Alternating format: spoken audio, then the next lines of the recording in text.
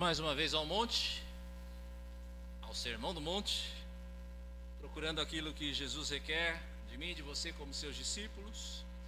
Hoje então nós nos debruçamos sobre Mateus capítulo 7, versos 7 a 12. Mateus capítulo 7, versos 7 a 12.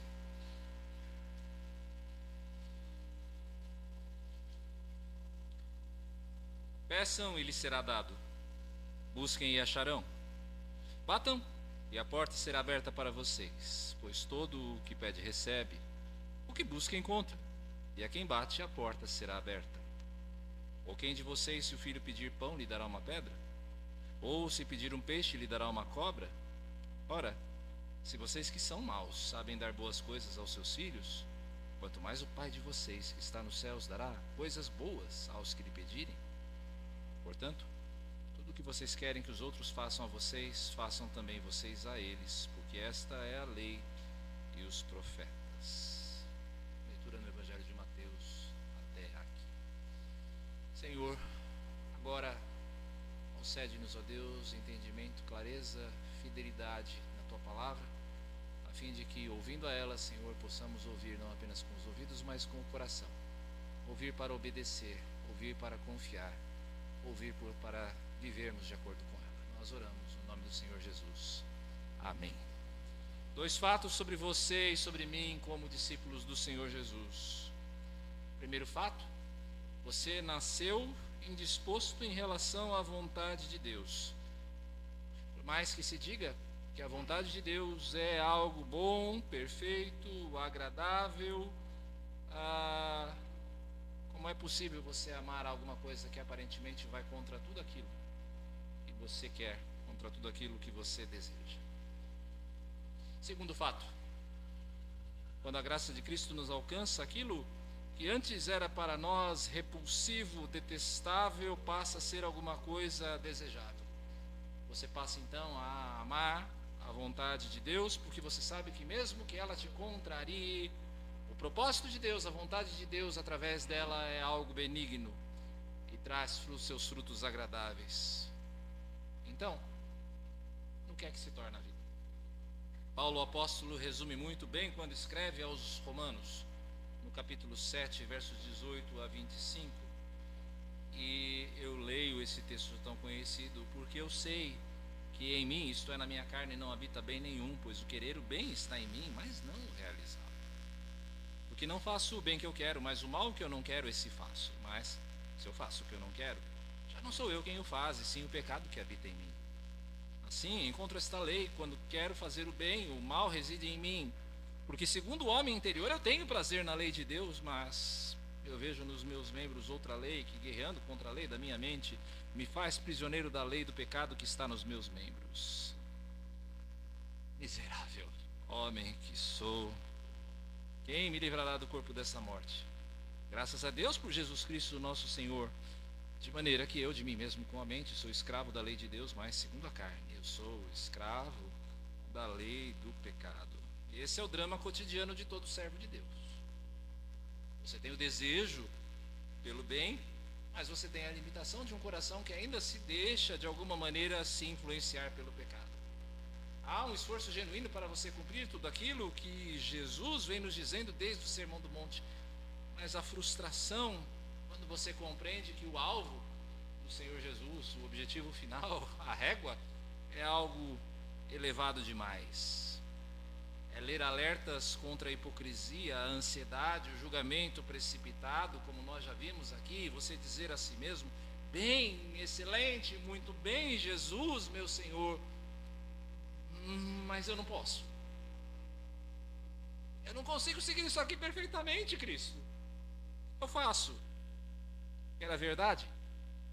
Realmente, por você mesmo, por si mesmo, você realmente não pode.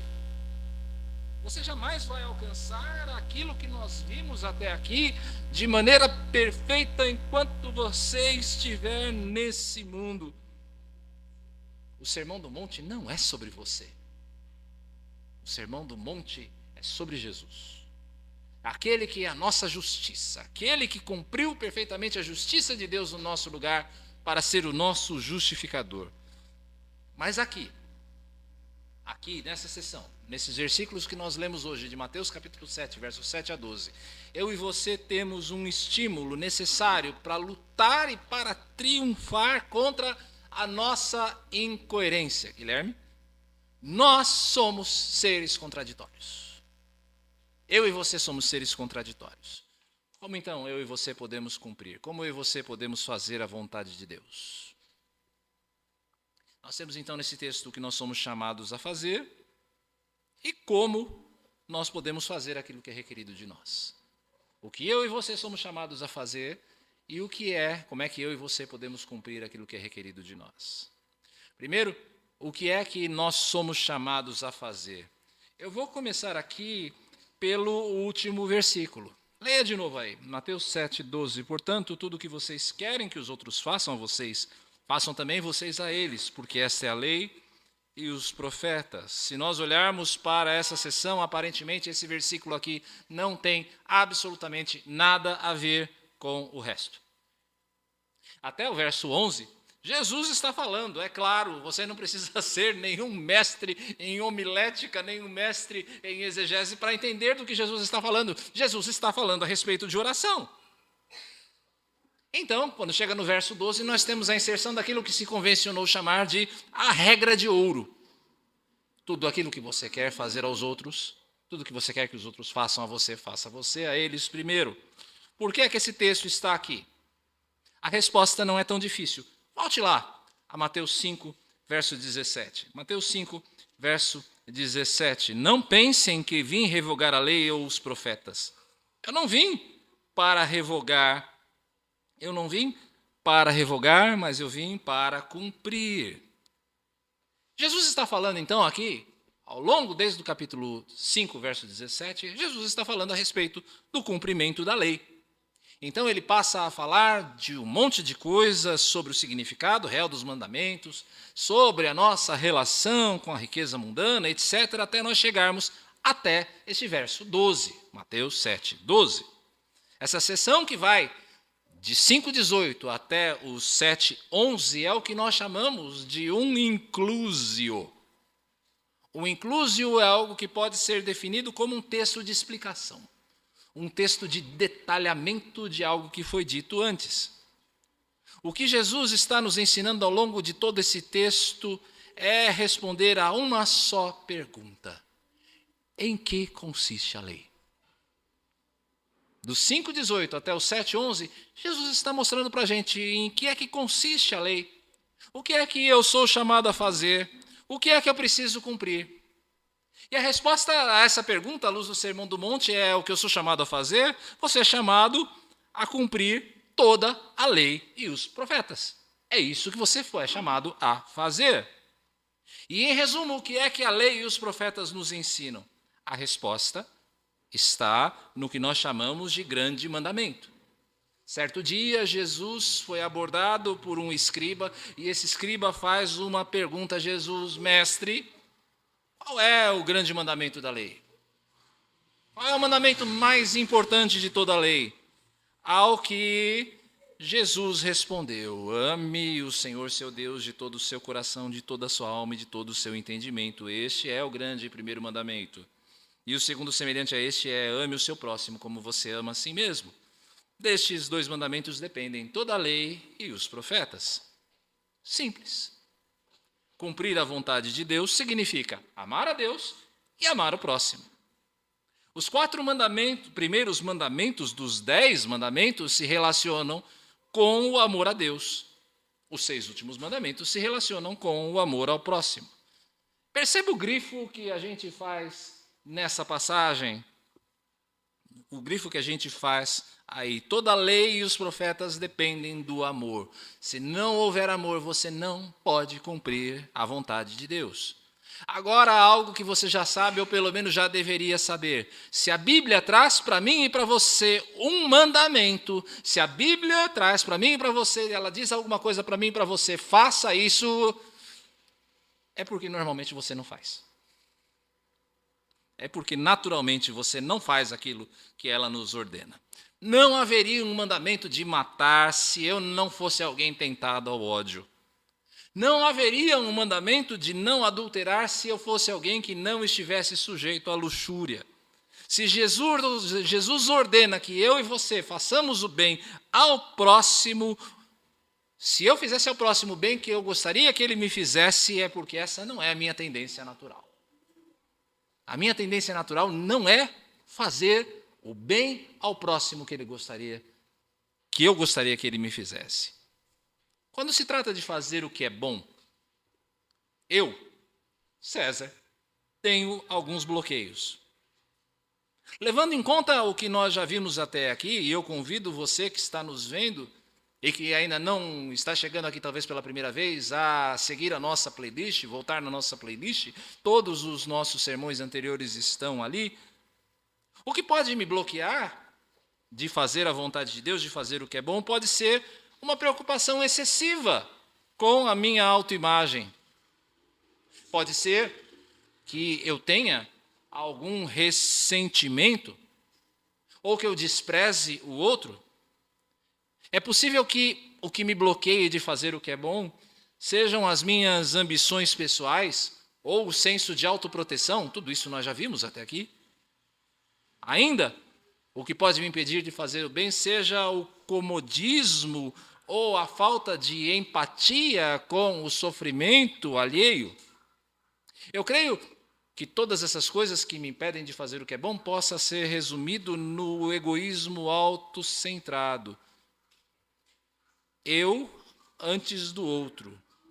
Eu antes da vontade de Deus.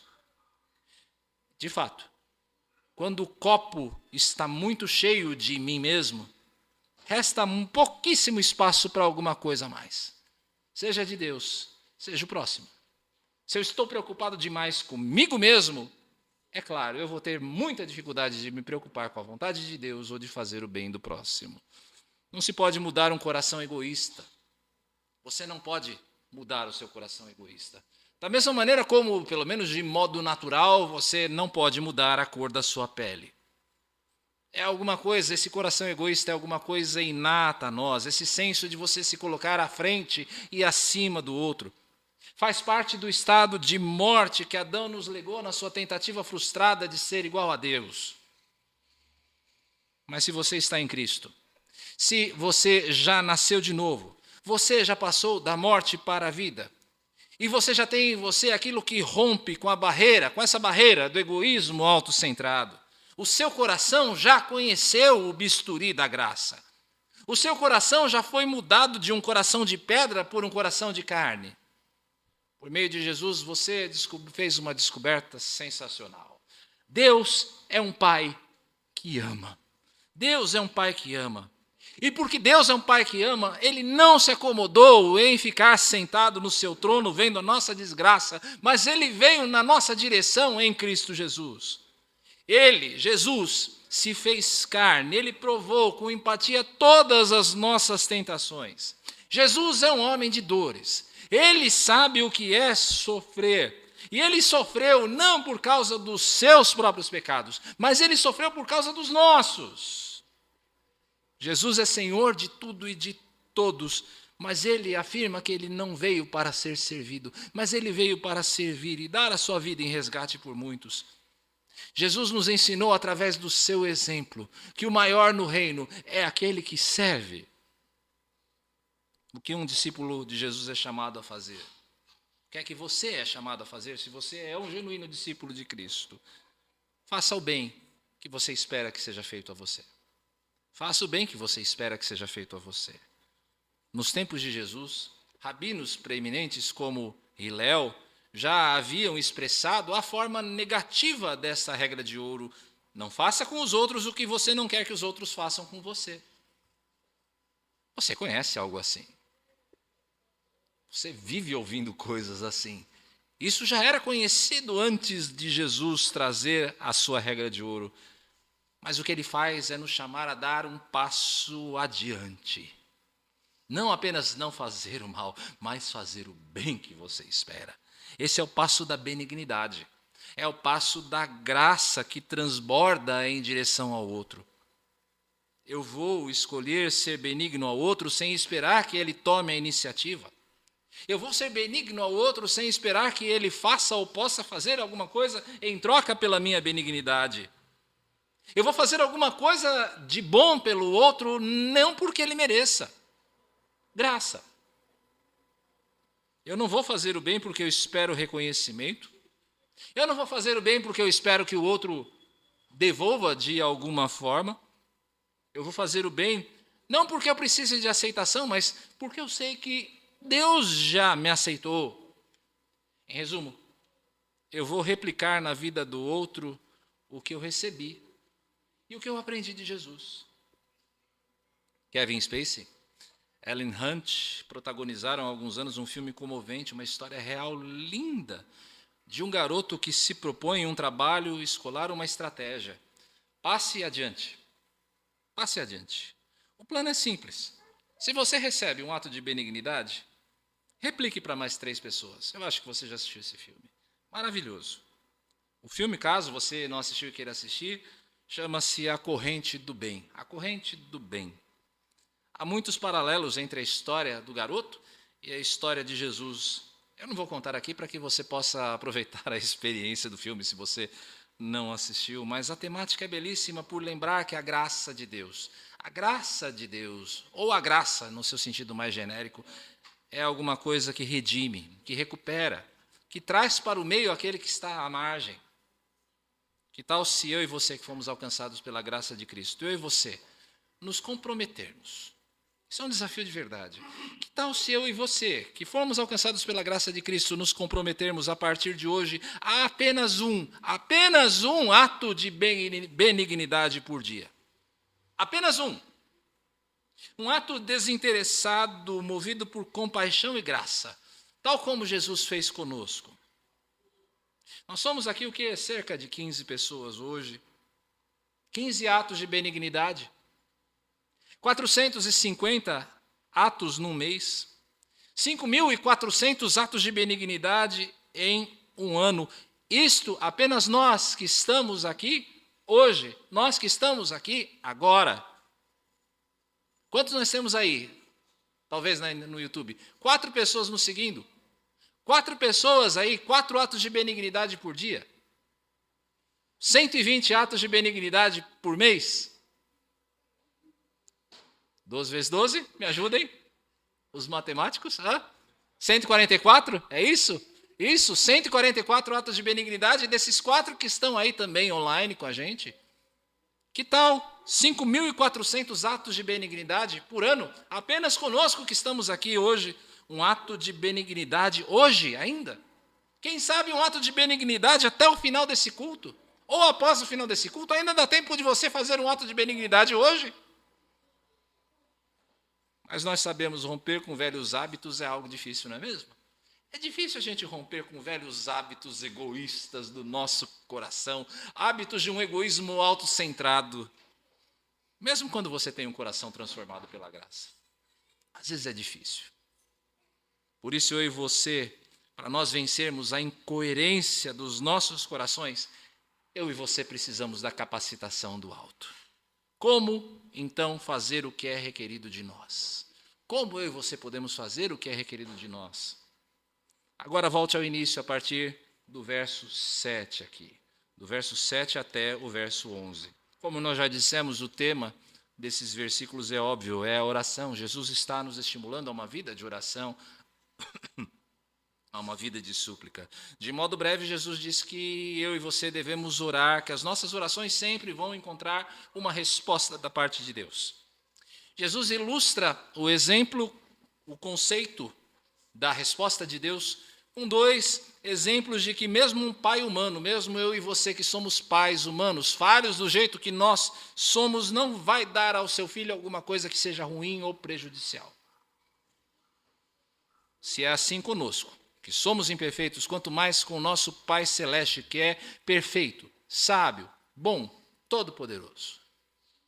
Esse é o conceito de Jesus nesses versículos. Mas, quando eu estudo esse texto, e eu o fiz detidamente, e você observa o contexto do inclusio que nós mencionamos acerca da lei, eu acredito que este texto que nós temos diante de nós tem um tesouro a mais, além de tratar simplesmente da oração. E eu creio que Jesus está falando aqui de um tipo muito específico de oração.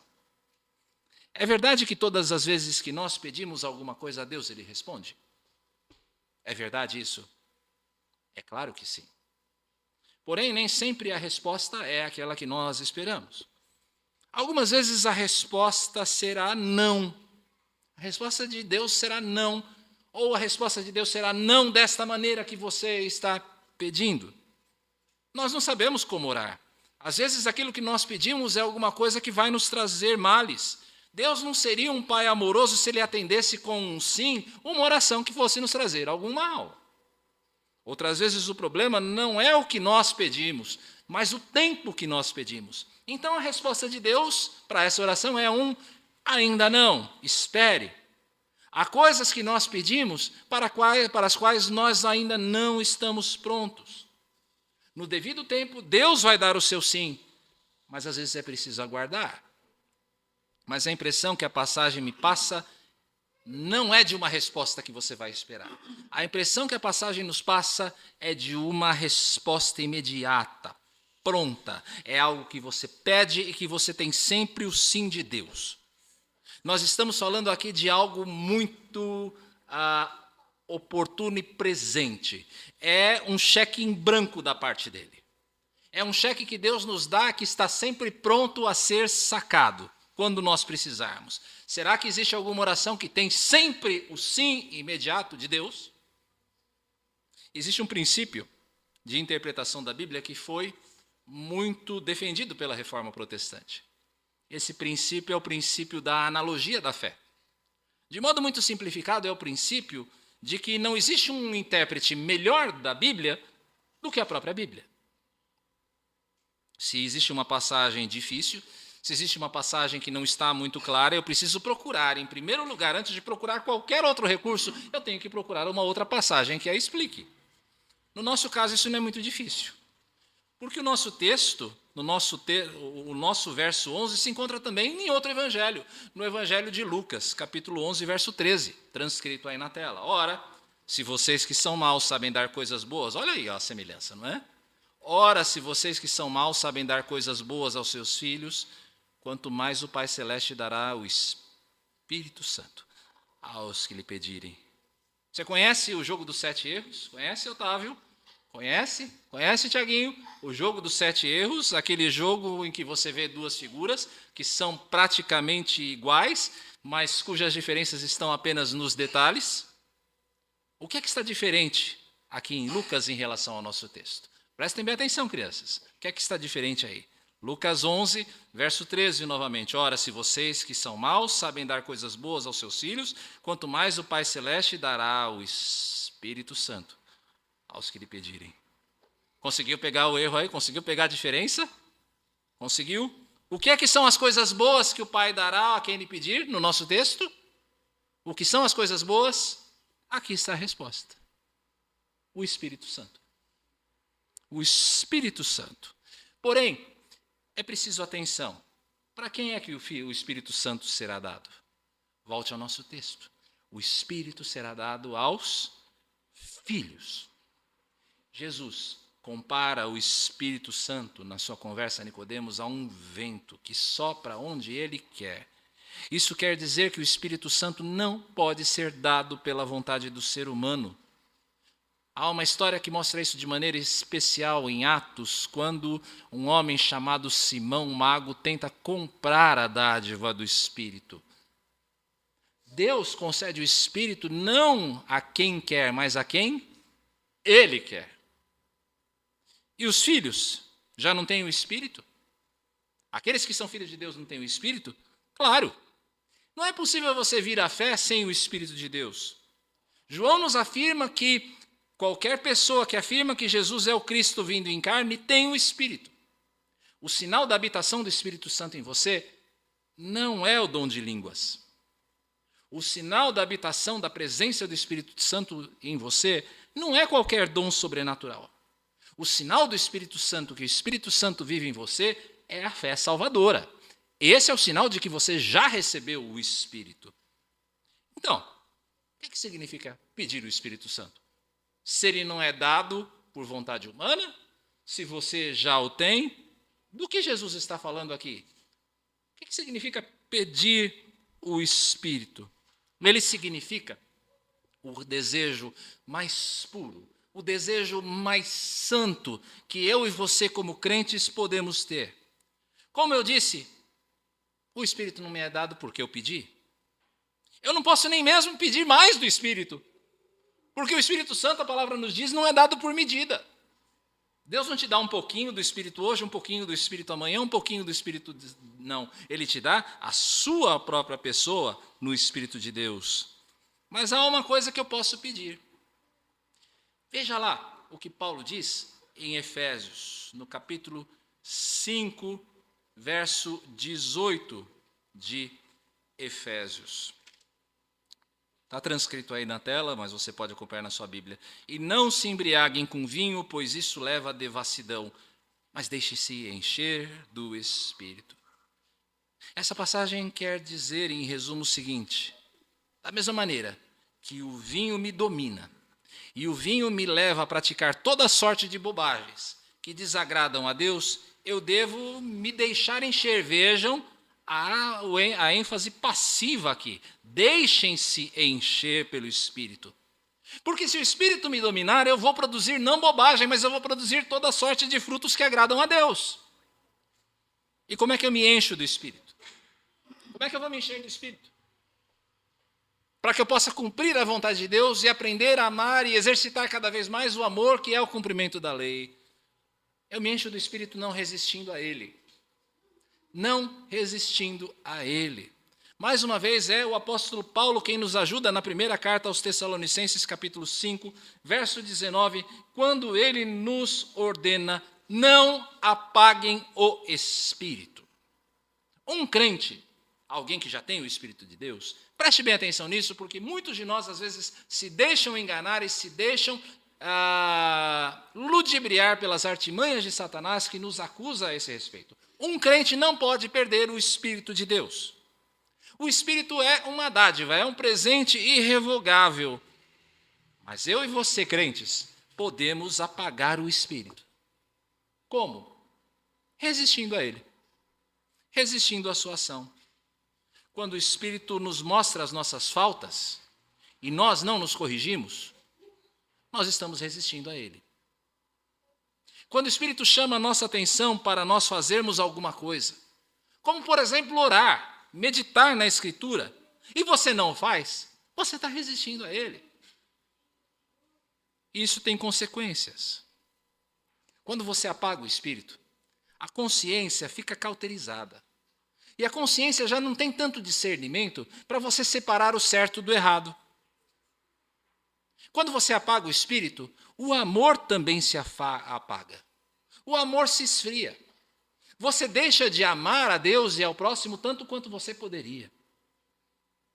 Quando você apaga o Espírito, surge uma falta de desejo por Deus, de comunhão por Ele. E você gastar um tempo, você investir um tempo da sua semana para vir à igreja e celebrar com os seus irmãos, passa a não ter muita importância.